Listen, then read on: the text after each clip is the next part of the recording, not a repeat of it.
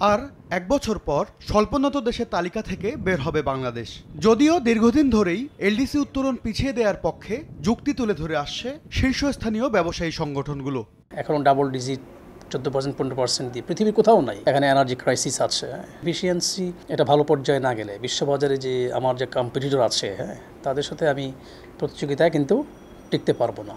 জাতিসংঘের অর্থনৈতিক ও সামাজিক কাউন্সিল ইকোসকের উন্নয়ন নীতিমালা বিষয়ক কমিটি সিডিপির পর্যালোচনায় 2018 ও 2021 সালে 2 দফায় এলডিসি উত্তোলনের সব শর্ত পূরণ করে এগিয়ে রয়েছে বাংলাদেশ। এই অবস্থার মধ্যেই এলডিসি উত্তোলনে বাংলাদেশের প্রস্তুতির খবর জানতে গেল 10 নভেম্বর ঢাকায় আসে জাতিসংঘের প্রতিনিধি দল। 4 দিনের সফরের প্রথম দিনেই ব্যবসায়ী নেতাদের সঙ্গে বৈঠকে বসেন তারা, যেখানে ব্যবসায়ীদের পক্ষ থেকে জানানো হয় মসৃণ উত্তোলন কৌশল এসটিএস বাস্তবায়নে সরকারি সহযোগিতায় ঘাটতি রয়েছে। মার্কিন বাড়তি শুল্ক চাপের মধ্যে অন্য দেশ থেকে অগ্রাধিকারমূলক বাণিজ্য সুবিধা হারালে বিপদে পড়বে বাংলাদেশ।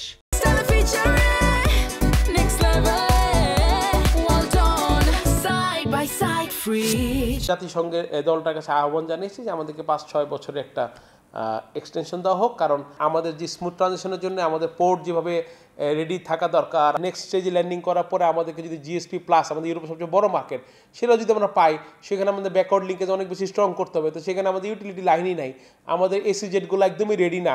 ব্যবসায়ীদের এমন অবস্থানে প্রস্তুতির ঘাটতির বিষয়ে কেন আগেই জানায়নি বাংলাদেশ, সে বিষয়ে জাতিসংঘ প্রশ্ন তুলেছে বলেও জানান বৈঠকে উপস্থিত থাকা এই ব্যবসায়ী নেতা।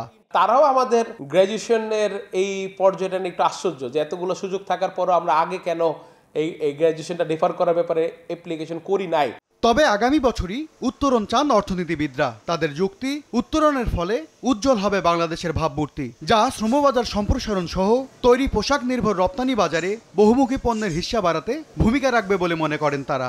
বাংলাদেশের সমস্ত সূচক এত নাজুক অবস্থা যে বাংলাদেশের মর্যাদাটা বৃদ্ধি করা এখন এই মুহূর্তে দরকার। এলডিসি গ্রাজুয়েশন হলে আপনার অর্থনীতি বাধ্য হবে সে বহুমুখীকরণ করতে। আগামী চ্যালেঞ্জ মোকাবিলায় শিল্পের নিরবচ্ছিন্ন জ্বালানি সরবরাহ, ব্যাংক ঋণের সুধার কমানোর মতো নীতি সহায়তা বাড়ানোর তাগিদ সংশ্লিষ্টদের। বৈদেশিক যে শ্রমবাজার রয়েছে সেই শ্রমবাজারকে আমি সম্প্রসারণ করি। এম এস আরিফিন, সময় সংবাদ, ঢাকা।